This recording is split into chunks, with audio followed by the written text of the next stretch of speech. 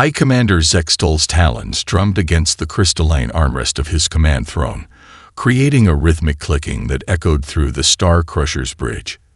His violet eyes narrowed as the holographic display showed the blue-green marble of Earth growing steadily larger. The third planet of this unremarkable solar system looked painfully primitive to his enhanced vision. "Magnify Sector 4, he commanded, his dual-tone voice carrying the weight of 17 successful conquests. The holographic display shifted, zooming in on a cluster of human satellites. Their crude construction, all solar panels and basic communication arrays, nearly made him laugh. His second command, Kavor, approached with characteristic caution. "High Commander, preliminary scans show some anomalies in the defensive grid." Zextol waved a clawed hand dismissively. "Anomalies. These creatures still rely on chemical propulsion and nuclear fission. Their most advanced weapons are ballistic missiles with nuclear warheads." He rose from his throne, his ceremonial armor catching the light from nearby holographic displays. "Tell me, Kavor, how many civilizations have we conquered that were more advanced than this?" 17, High Commander. "But 17. Zextol's mandibles clicked in amusement, and each one possessed technology centuries beyond these humans. The Centaurians had quantum phase shields. The Proximans wielded antimatter cannons. Yet both fell before our might. The bridge crew worked silently at their stations, monitoring the approach of their massive fleet. 300 warships, each capable of reducing a continent to ash, moved in perfect formation toward Earth. Their sleek, crystalline hulls reflected the distant sunlight, creating a spectacular display of power.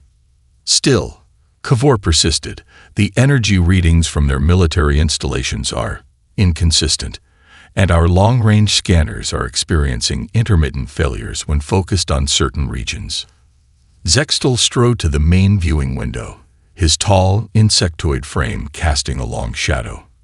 "Your caution borders on cowardice, Kavor. Look at their pitiful defenses." He gestured to a cluster of space stations, pressurized habitats with minimal armor. Primitive kinetic weapons.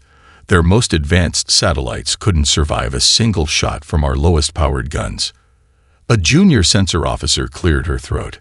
"High Commander, we're detecting unusual gravitational fluctuations near their polar regions. Natural phenomena, obviously," Zextol replied without even looking at the data. "These humans barely understand their own planet's magnetic field. To suggest they could manipulate gravity itself." He laughed, a sound like grinding crystals. The massive viewscreen shifted to show a detailed map of Earth's military installations, missile silos, Air Force bases, naval fleets, all laid bare before the Karathi's advanced sensors, or so Zextol believed. "Begin recording," he commanded. The ship's AI acknowledged with a soft chime. "This is High Commander Zextol of the Karathi Dominion Fleet, documenting what will undoubtedly be the simplest conquest of my illustrious career. These humans represent the lowest level of technological advancement we have encountered in our expansion. Their defeat will be swift, absolute, and serve as yet another testament to Karathi's superiority." He paused, noting with satisfaction how his crew straightened with pride at his words. Only Kavor remained tense, still studying the anomalous sensor readings with worried eyes. "Prepare the ultimatum broadcast," Zextol ordered. "Let these primitives know the futility of resistance. Perhaps they will be wise enough to surrender, though I almost hope they resist. It has been too long since our fleet has had any real exercise, even if this barely qualifies as such." As the communications officer prepared the broadcast, a subtle glitch rippled across their sensor displays. For a fraction of a second, the readings showed something impossible, energy signatures that rivaled their own fleet's output. But the glitch vanished so quickly that only Kavor noticed it, and his attempts to recreate the reading failed. High Commander Zextol returned to his throne, already composing in his mind the victory speech he would deliver to the Dominion Council. He had no way of knowing that deep beneath Earth's surface, in hardened bunkers and hidden facilities, humanity was watching his every move, counting on his arrogance and preparing to spring a trap generations in the making. 3 kilometers beneath Mount Rushmore, in a chamber that didn't officially exist, Admiral Emily Anderson watched Zextal's ultimatum play across the primary command screen. The alien commander's insectoid features twisted in what she assumed was an expression of smug superiority as his message echoed through the United Earth Defense Council chamber. Primitive beings of Earth, Zextal's dual-tone voice reverberated through the speakers. You have 48 hours to surrender your world to the Karathi Dominion. Resist, and we will demonstrate why 17 civilizations have fallen before us. General James Marshall, chairman of the Defense Council, muted the transmission. Well, he certainly doesn't lack confidence. His weathered face broke into a slight smile. Admiral Anderson, is everything in position? Emily stood from her command station, her uniform bearing the subtle insignia of Project Mongoose, humanity's centuries-old preparation for this exact scenario. All systems are go, sir. The quantum-cloaked platforms have locked onto every ship in his fleet. Our stealth carriers behind the moon report ready status, and the polar defense arrays are charged. Dr. Marcus Williams, his silver hair reflecting the blue light from nearby holographic displays, pulled up a detailed scan of the Karathi fleet. Their technology is impressive, but predictable, just like the others. He highlighted several key points on the alien vessels. They're using the same crystalline hull configuration we recovered from a crash site in Bavaria 50 years ago. Our phase-shift weapons will cut through them like butter. What about their sensors? General Marshall asked, studying the tactical display. Are they buying our cover story? Emily nodded, pulling up a new hologram showing Earth's apparent defensive network, a carefully crafted facade of outdated satellites and conventional weapons. Hook, line, and sinker. Their scans are only seeing what we want them to see. The quantum masking field is holding perfectly. On the surface, carefully choreographed chaos unfolded. News networks broadcast emergency meetings of world leaders, their staged debates about surrender versus resistance playing perfectly into the deception. Military bases conducted obvious but ineffective preparations, moving outdated equipment into position. Incoming transmission from the Chinese military command. A communications officer announced. General Chen reports their underground complexes are fully operational. The Russians and Europeans confirm the same. Emily allowed herself a small smile. Humanity had spent generations preparing for this moment, ever since the first alien ship crashed in Roswell. Each subsequent crash, each piece of recovered technology, had been carefully hidden and studied. While the world's population remained unaware, the combined military forces of Earth had been quietly advancing far beyond what any alien race suspected. Dr. Williams, she called out, status of the quantum core. The scientist's fingers danced across his holographic interface, running at optimal efficiency. The AI defense network is already analyzing their communication patterns. We'll have their encryption cracked well before the deadline. A junior officer rushed up to Emily's station. Admiral, we're detecting energy buildups in their forward weapon arrays. They appear to be running targeting drills. Perfect, Emily replied. Let them practice.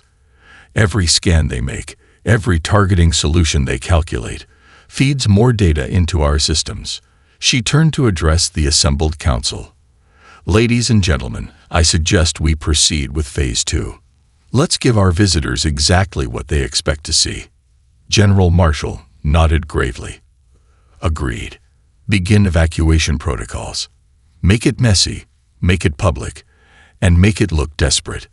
As orders went out across the globe, setting in motion the largest coordinated military deception in human history, Emily watched Zextal's ship on the main display.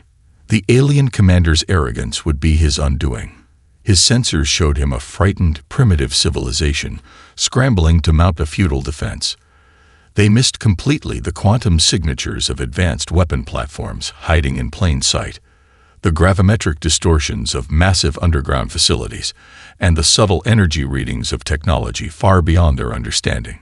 Send our response to their ultimatum, she ordered. Make it appropriately terrified and disorganized. Let's give Commander Zextal exactly what he wants to see. She paused, watching as more Karathi ships moved into their attack formation. And signal all true defense stations. Prepare for Operation Harbinger. When this starts, I want it to end in minutes, not hours. Behind her, Dr. Williams whispered to no one in particular. They never learn. Every single time, they assume they're the most advanced species in the galaxy. Every single time, they're wrong. These primitive satellites offend me, Zextal declared, watching his forward squadrons move to eliminate Earth's orbital defense network. Remove them. The Karathi battlecruiser Night Talon fired the first shot of the war, a plasma burst aimed at what appeared to be a simple communications satellite. The bolt of superheated matter streaked across space and missed completely. Impossible, the Night Talon's gunner muttered, mandibles clicking in confusion. The satellite had moved, far faster than its crude appearance suggested possible. Before he could fire again, his targeting systems erupted in a cascade of errors. Kavor studied the sensor readings with growing concern. High Commander, the human satellites are emitting some form of electromagnetic interference. Our targeting computers are having difficulty maintaining locks. Zextal chittered in annoyance. Crude electronic warfare. Override it. Overriding, the weapons officer announced. 3 more Karathi ships opened fire. This time, their shots found their marks, or seemed to. The beams passed straight through several satellites as if they weren't there. Holographic decoys, Kavor suggested, but his voice wavered with uncertainty. Something about the energy signatures wasn't quite right. A lieutenant's voice cut through the confusion. Sir, energy spike from the human space station in Sector 7. Zextal barely had time to turn before a brilliant blue beam lanced out from what had appeared to be an obsolete research platform. The beam struck the Night Talon's crystalline hull, and instead of dissipating against its shields, it passed through them like they didn't exist. The proud Karathi vessel split perfectly in half, its crew not even having time to scream. Impossible, Zextal roared, rising from his command throne. Their technology level. 3 more energy signatures. Kavor interrupted. Different frequencies, different vectors. 2 more Karathi cruisers died in the next instant, their supposedly impenetrable hulls carved apart by weapons that simply shouldn't exist according to their intelligence reports.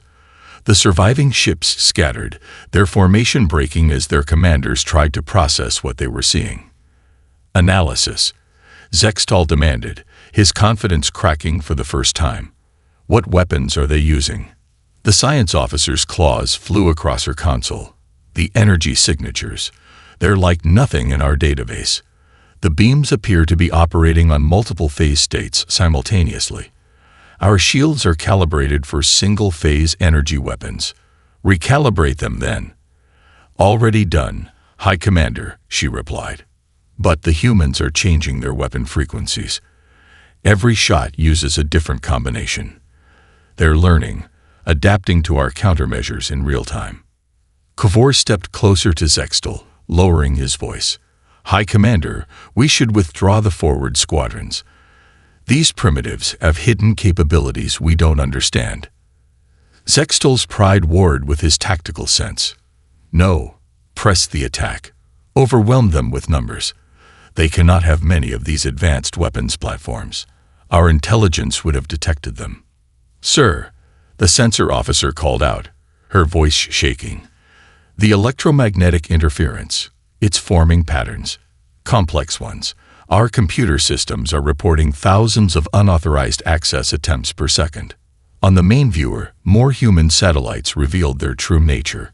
What had appeared to be simple weather and communication platforms transformed, mechanical surfaces shifting to reveal weapon ports. The Karathi fleet's sophisticated sensors were now showing energy readings that rivaled their own capital ships. Status report, Zextal demanded. We've lost contact with Squadrons 3 through 7, Kavor reported grimly. The human counterattacks are precise. Too precise. They're targeting our weak points, points that should only be known to our own engineers. Zextal's mandibles clicked rapidly, a sign of agitation. Fall back. Regroup with the main fleet. We will show these humans the full might off. An alarm screamed through the bridge. On the tactical display, hundreds of new signatures blossomed into existence, appearing from nowhere as if space itself had birthed them. "High Commander," Kavor said quietly, "I believe we may have made a terrible mistake." Deep beneath the Nevada desert, in a facility that made Area 51 look like a tourist attraction, Dr. Marcus Williams stood before a wall of quantum displays. Each screen showed a different aspect of the unfolding battle in orbit, streams of data flowing like digital rivers across their surfaces. "Quantum core status," he asked, his voice echoing in the cavernous command center. "Operating at 98% efficiency," Dr. Ashley Cooper replied, her fingers dancing across a holographic interface. "The predictive algorithms are processing the Karathi battle tactics faster than they can implement them. We're 15 moves ahead and counting." In orbit, Zextal's fleet regrouped after their initial losses, adopting a defensive formation that had proven successful in 17 previous conquests. The High Commander himself was recording what he believed would be his victory speech. "Let the record show," Zextal's voice boomed through his bridge, "that despite some initial resistance through clearly stolen technology, the humans remain hopelessly outmatched. Their primary military bases are exposed, their missile silos identified, and their crude nuclear weapons pose no threat to our advanced shields." Dr. Williams allowed himself a small smile as he watched the alien commander's broadcast. "They still haven't detected the gravitational anomalies." "No," Ashley confirmed, highlighting several areas on the global display. "The quantum masking field is holding. They're completely blind to the polar defense arrays. Gravitational signatures are being masked as natural phenomena, just as planned." On another screen, Admiral Anderson's face appeared from her command post beneath Mount Rushmore. "Dr. Williams, status report on the Karathi encryption." "Already broken," he replied, pulling up a new display showing streams of alien code. "Their quantum security is impressive, but fundamentally flawed. They never considered that someone might approach quantum mechanics from a completely different theoretical framework. Their entire civilization built on a single path of technological evolution," Ashley added, her eyes never leaving her displays. "They never made the breakthrough into parallel quantum state manipulation. Everything they have is linear, predictable." In orbit, Zextal's fleet began their standard pre-invasion scan pattern. Their sensors swept across Earth's surface, cataloging military installations, population centers, and infrastructure. Everything they saw had been carefully crafted to match their expectations. "Deploying infiltration protocols," Dr. Williams announced. Beneath his feet, banks of quantum processors hummed as they executed commands that would have seemed like magic to the Karathi. "Every scan they make gives us deeper access to their systems. They're literally hacking themselves for us." Admiral Anderson nodded in approval. "What's their fleet status?" Ashley pulled up a detailed analysis. 300 ships, minus the 7 we destroyed during their initial probe. Standard crystalline hull configuration, exactly as we predicted from the recovered crash sites. Their shield harmonics match our database perfectly. She paused, highlighting several key points. "Most importantly, they're deploying in exactly the formation our simulations predicted." "Like clockwork," Dr. Williams mused. 17 conquests using the same tactics, the same technology, the same formation. They never had to innovate because they never faced real resistance. Deep under the polar ice caps, enormous machines began to power up, their energy signatures masked by Earth's natural magnetic field. In hidden bunkers across the globe, quantum-linked weapon systems synchronized their targeting data. Behind the moon, stealth carriers waited in perfect position, their holds filled with fighters equipped with technology that would shatter the Karathi's understanding of physics. "Sir," one of the junior technicians called out, "the High Commander is preparing to address Earth again. He's demanding our surrender." Dr. Williams checked the final status reports from his global network of quantum sensors. Everything was in position. Everything was perfect. Let him make his speech. Let him savor this moment of perceived victory. He turned to face his team, his expression serious. Because in about 20 minutes, High Commander Zextal is going to learn a very painful lesson about the danger of underestimating humanity. In orbit, blissfully unaware of the trap about to be sprung, Zextal began recording what he believed would be the final chapter of his glorious conquest. Instead, he was about to become a cautionary tale about the price of arrogance in the face of an unknown enemy. All ships, assume conquest formation Delta, Zextal commanded, mandibles clicking with anticipation. His fleet spread out in a beautiful geometric pattern that had heralded the doom of 17 civilizations. 300 warships, arranged in concentric rings around Earth, their weapons charged and ready to demonstrate Karathi's superiority. Kavor studied his tactical display with growing unease. High Commander, I must again express concern about these energy readings from the polar regions. Enough, Zextal snapped. Your caution has become tiresome. Look at their pathetic defenses. He gestured to the holographic display showing Earth's apparent military assets. Primitive missiles, basic orbital platforms, crude nuclear weapons. Begin the final approach. In her command center beneath Mount Rushmore, Admiral Emily Anderson watched the Karathi fleet's movement with predatory satisfaction. They're in position. All units, execute Operation Harbinger. The trap 3 generations in the making snapped shut with devastating precision. The moon's surface rippled like water as massive hangar doors, hidden beneath holographic terrain, slid open. Thousands of autonomous fighters emerged, their quantum drives allowing them to accelerate at speeds that made the Karathi physics experts cry out in denial. Impossible. Zextal roared as new contacts flooded his tactical displays. Where did they? The ocean's surface broke in dozens of locations as submarine carriers surfaced, their vertical launch systems deploying salvos of hypersonic missiles. Each warhead contained technology reverse-engineered from 7 different alien civilizations, enhanced by human innovation. Multiple launches detected. Kavor shouted. Energy signatures unlike anything in our database. Dr. Williams's voice came through Admiral Anderson's quantum-encrypted comm channel. Polar defense arrays are powered up. Quantum masking field dropping in 3, 2, 1. The Karathi sensors suddenly registered what had been hidden beneath Earth's magnetic field. Massive energy signatures erupted from both poles as weapon systems beyond their comprehension revealed themselves. The crystalline displays on Zextal's bridge cracked under the strain of trying to quantify what their sensors were detecting. By the first nest, Kavor whispered, their technology. It's not primitive at all. We've been deceived. Earth's atmosphere itself seemed to come alive as thousands of nanoscale weapon platforms, previously invisible to Karathi sensors, activated simultaneously. The entire planet was surrounded by a web of advanced technology that had been hiding in plain sight. All batteries, open fire. Admiral Anderson commanded. Show them exactly what humanity is capable of. The space around Earth erupted in a symphony of destruction. Phase-shifted energy beams from the polar arrays passed through Karathi shields as if they didn't exist.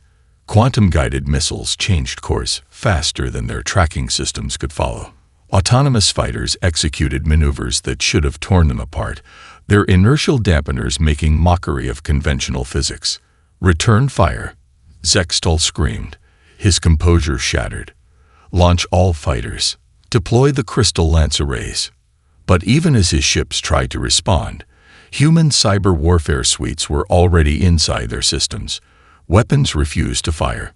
Shields fluctuated wildly. Fighter launch bays remained stubbornly sealed.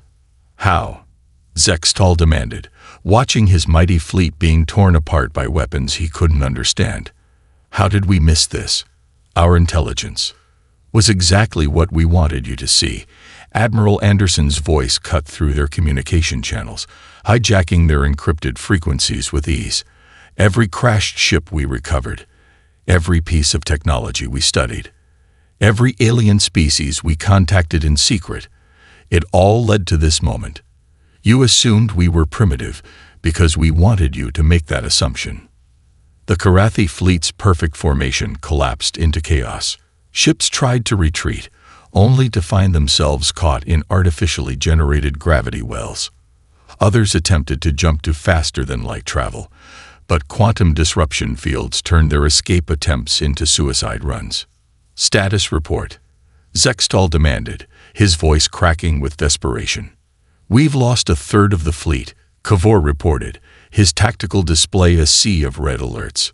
Their weapons, they're not just advanced, they're specifically designed to counter our technology.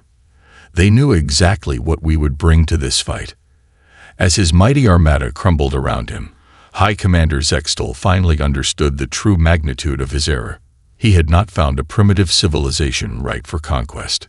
He had led his fleet into the most sophisticated ambush in galactic history. History would later call it the 20-minute massacre.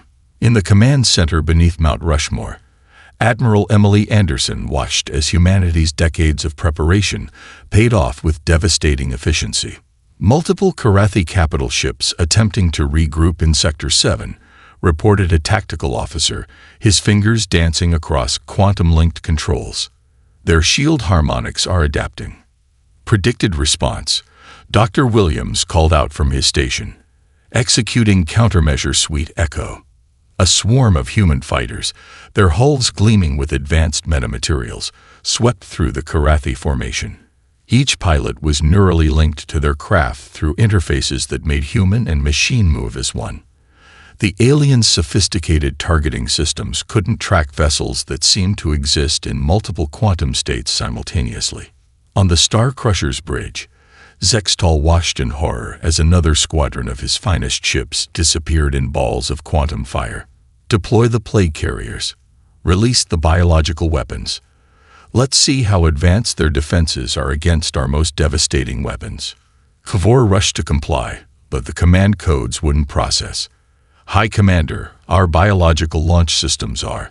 They're not responding. The safety protocols have been rewritten. In the Nevada facility, Dr. Ashley Cooper allowed herself a small smile. Did they really think we wouldn't hack their bioweapons first? Amateur hour. Her hands flew across holographic controls as she continued to dismantle the Karathi computer systems from within. The space around Earth had become a graveyard of crystalline hull fragments. Human weapons struck with surgical precision, targeting structural weaknesses that the Karathi didn't even know existed in their own ships. Each blast was calculated by quantum computers that processed combat data faster than light itself could travel. New energy signature from the enemy flagship, called out a sensor officer in the mountain bunker. They're charging their primary crystal lance array. Admiral Anderson nodded calmly. Just as simulated. Dr. Williams, initiate protocol sunburst. High above Earth, massive solar collectors hidden in geosynchronous orbit swung into position. They focused the sun's energy through quantum lenses, creating a beam of pure energy that struck the Star Crusher's crystal lance just as it prepared to fire. The weapon backfired spectacularly, sending cascading energy failures through a dozen nearby Karathi vessels. Impossible, Zextal screamed, watching his finest weapons either fail or turn against his own fleet. Our technology is superior. We are the Karathi. We have conquered 17 systems. And that was your fatal mistake. Admiral Anderson's voice cut through their command channels again. You stopped innovating. You became predictable. Every conquest made you more certain of your superiority, while She paused as another wave of human fighters executed maneuvers that defied the aliens' understanding of physics. We never stopped preparing, never stopped advancing. The Karathi battle network, pride of their civilization's military might, collapsed under the assault of human quantum algorithms. Ships lost contact with each other, their sophisticated formation tactics falling apart as each vessel was isolated and systematically disabled or destroyed. High Commander, Kavor reported, his voice shaking.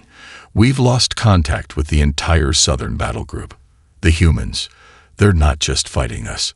They're systematically dismantling everything we thought we knew about warfare." In her mountain bunker, Admiral Anderson watched the tactical display with grim satisfaction. "Status of the enemy fleet: 60% destroyed or disabled," reported her tactical officer.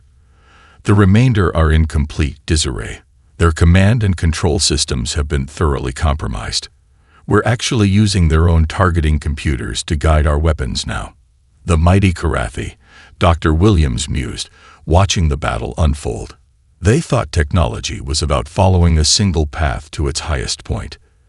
They never understood that true advancement comes from exploring every possibility, from challenging every assumption. On the Star Crusher's bridge, Zextal gripped his command throne as another explosion rocked his flagship. His mighty fleet, terror of 17 star systems, was being systematically taken apart by a species he had dismissed as primitive barely an hour ago. "Status of emergency jump drives," he demanded. "Inoperable," Kavor replied grimly. "The humans, they've done something to local space itself. Our faster-than-light systems can't establish a stable field." As explosions continued to blossom across space, Admiral Anderson turned to her communications officer. "Send the final message. Let's end this." Smoke filled the Star Crusher's bridge as another systems panel exploded. High Commander Zextal stood amid the chaos, his proud stance finally broken.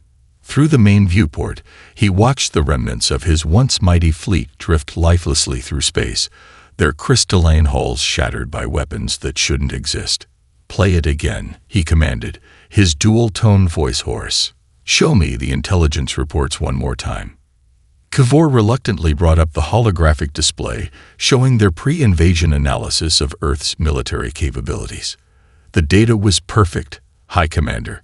Every scan, every observation over the past decade showed exactly what we expected to see. They wanted us to underestimate them." Warning klaxons blared as another human attack wave approached. The remaining Karathi ships attempted to coordinate their defenses, but their encrypted communications were now an open book to Earth's quantum computers. In the mountain bunker, Admiral Anderson watched the final phase unfold. "Status of the enemy flagship: shields at 12%, reported her tactical officer. "Their weapons are nearly depleted, and their engines are failing. Most of their crew has already abandoned ship." Dr. Williams studied the quantum readings from his station. "We've cracked every layer of their encryption. Their entire command network is compromised. We're not just reading their communications, we're inside their computer cores." On the Star Crusher's secondary bridge, a group of junior officers huddled around a tactical display, watching their civilization's greatest fleet crumble before what they had dismissed as primitives. "The High Commander has lost his mind," one whispered. "We must surrender while we still can." Kavor's antenna twitched as he received the reports of growing dissent among the crew. He turned to Zextal, who stood rigidly before the main viewport. "High Commander, we must consider." "Consider what?" Zextal spun around, his mandibles clicking furiously. "Surrender? To primitives, to beings who should have been crushed beneath our might." He lurched toward the weapons control station. "No, if we cannot have this world, then neither shall they. Prepare the resonance cascade device." Kavor's blood ran cold. The resonance cascade was their ultimate weapon, capable of shattering a planet's crust. It was deemed too horrific to use in their previous conquests. "Sir, the crew will obey their High Commander," Zextal roared. His claws danced across the console, inputting the activation codes. Nothing happened. "Error in the activation sequence," the computer reported calmly. "All weapon systems have been locked out by external override." In Nevada, Dr. Ashley Cooper's fingers flew across her holographic interface. "Nice try," she muttered. "We disabled those weapons before you even entered the solar system." The bridge doors hissed open. A squad of Karathi security officers entered, led by the ship's security chief. Their weapons were trained not on the human ships outside, but on their own High Commander. "This is mutiny," Zextal shrieked. Kavor stepped forward. "This is sanity, High Commander. We lost this battle the moment we entered this system. Perhaps we lost it years ago, when we became so convinced of our superiority that we stopped looking for signs that we might be wrong."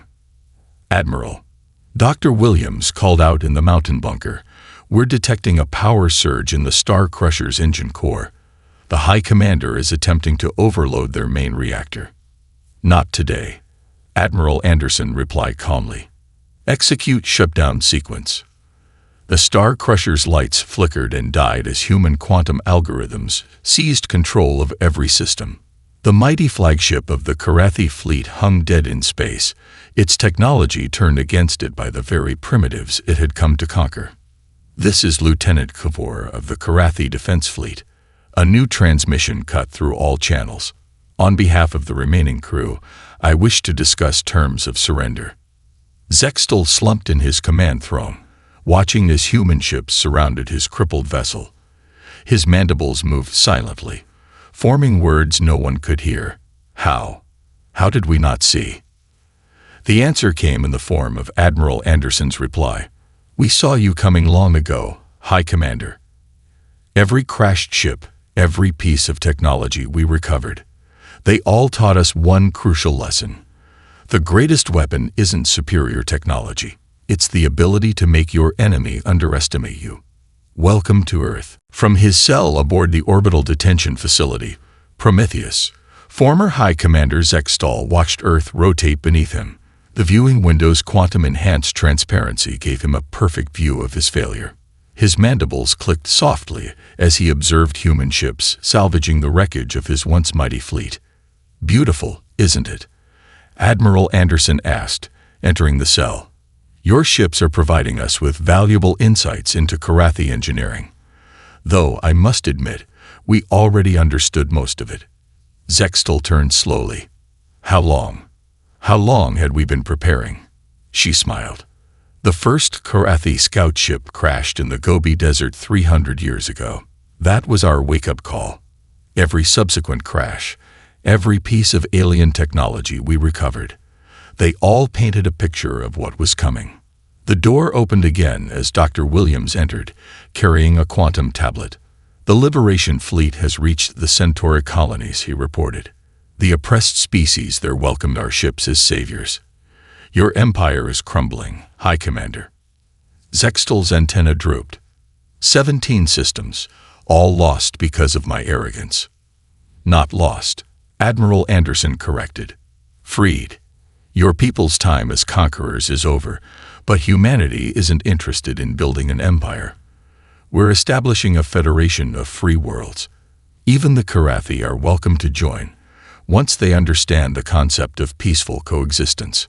On the quantum tablet, Dr. Williams displayed footage from across the galaxy. Human ships, now revealing their full technological capabilities, systematically dismantled the remaining Karathi occupation forces. But instead of destruction, they brought liberation. Medical ships provided advanced care to long-suffering populations. Engineering teams helped rebuild devastated infrastructure. "You could have crushed us completely," Zextal observed. "Why show mercy?" "Because that's the true measure of advancement," Dr. Williams explained. "Not the ability to destroy, but the wisdom to know when not to. Your 17 conquests made you predictable. Our centuries of hiding made us innovative. We had to consider every possibility, explore every avenue of science and technology." A flash of light from Earth's surface caught their attention. A new ship was launching. One of humanity's true vessels, its quantum drive leaving a beautiful spiral of distorted space-time in its wake. 6 months, Admiral Anderson said quietly. "What?" "We detected your fleet 6 months before you arrived. We tracked every ship, analyzed every communication.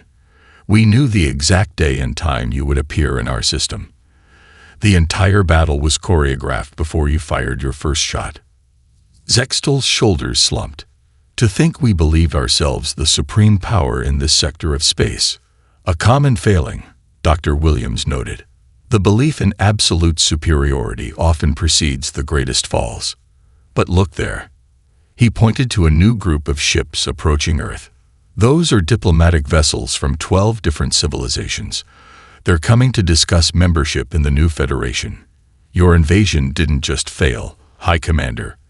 It revealed humanity to the galaxy in exactly the way we chose. Through the quantum-enhanced window, Zextal watched as ships of various designs and origins took up orbital positions around Earth. Each one represented a species that had previously dismissed humans as primitives. Now they came seeking alliance with the power that had humbled the mighty Karathi in mere minutes. "Your cell is comfortable?" Admiral Anderson asked, preparing to leave. "More comfortable than I deserve," Zextal admitted. "What happens now?" Now we do what humanity does best. We adapt, we grow, and we help others do the same. Your people included, if they're willing to learn." As the door closed behind them, Zextal turned back to the window. A group of human children were visiting the detention facility on a school trip, their young faces pressed against the observation glass, looking at the alien who had tried to conquer their world. But he saw no fear in their eyes, no hatred, only curiosity and hope for the future. In that moment, he finally understood. The greatest power wasn't in superior weapons or advanced shields. It was in the ability to face the unknown with innovation, to meet challenges with adaptation, and to emerge victorious not through destruction, but through transformation. Earth had not just defeated an invasion. It had changed the very nature of galactic civilization itself.